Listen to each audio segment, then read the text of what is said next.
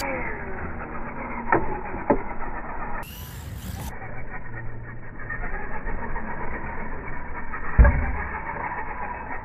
in this video, I'm going to show you how you can download and print and then assemble and use this quick 3D printed RC drift clip. If you do want to print these, it does print actually in 3 parts. There is this little foot here that goes on the back. I printed it facing up like this. The upright, as I call it, is this part here. It has some little feet on it that you can actually screw through if you need to screw it down to hold it down to the track.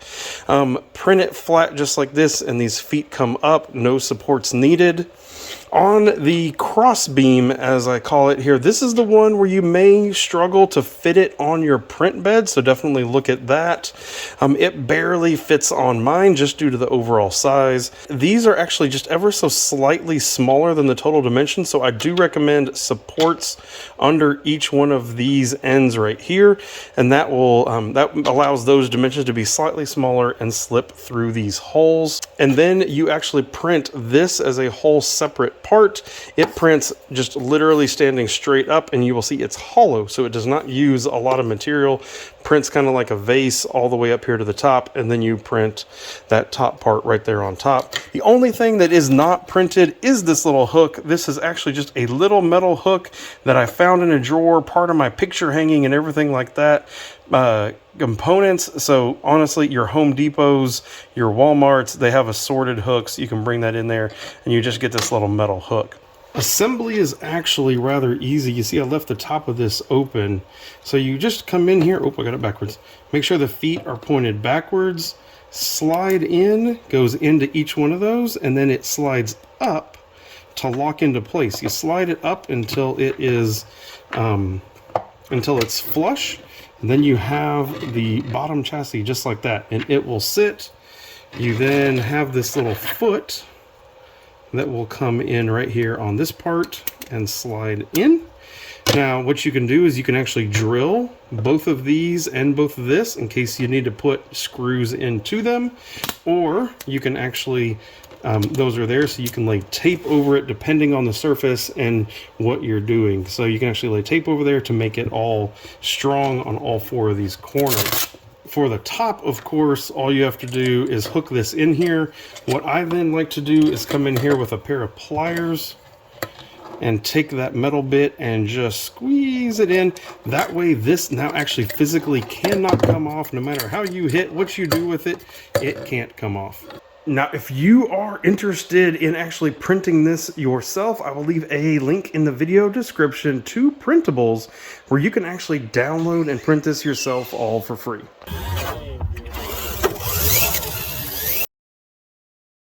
This actually prints in 2 parts. So the first part is this. It prints standing up straight like this.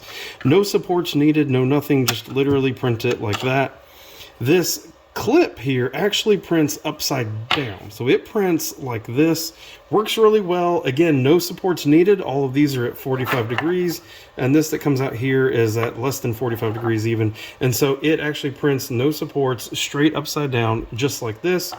I printed both of these out of PLA right now just for prototyping. If you're going to leave it out in the sun a lot, maybe you want to choose a different material, but I've been very happy with this. This dimension is actually just right to where if you're using the normal 1.5-inch garden edging, that it'll actually come up underneath this.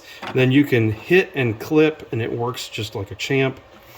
I did pre-make holes in the print right here, and so you can actually screw this down if you need to, depending on the surface you're on, or I made these fat pads so that you can put tape over it if you're on a hard surface to hold it down. These holes here and these holes right here in the side are there for springs. I did not know when I first designed this how good this may come back to center. Now, if you hit it past 90 degrees, it'll hang, but as long as it doesn't get past 90 degrees, it'll actually come back to center really nicely. I didn't know if it would really work, and so these holes are here so that we can actually stretch a spring between them to help it force it back to center. So I haven't actually put springs on it yet because it has worked rather well for us. I still might at some point. The whole concept here is that a wall should come up to either side of it, and then as it swings and hits, it'll actually hit that wall, and that'll keep it from going past 90 and keeping it to come back.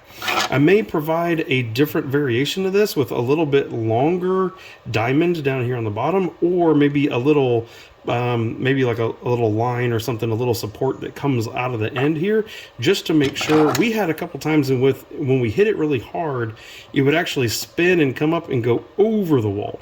So may actually end up, again, extending this just a little bit to make sure it hits the wall and comes back. But overall, it's been a good height for us to use with drift clipping. As we've had it, it's really fun. You can hit it, come back.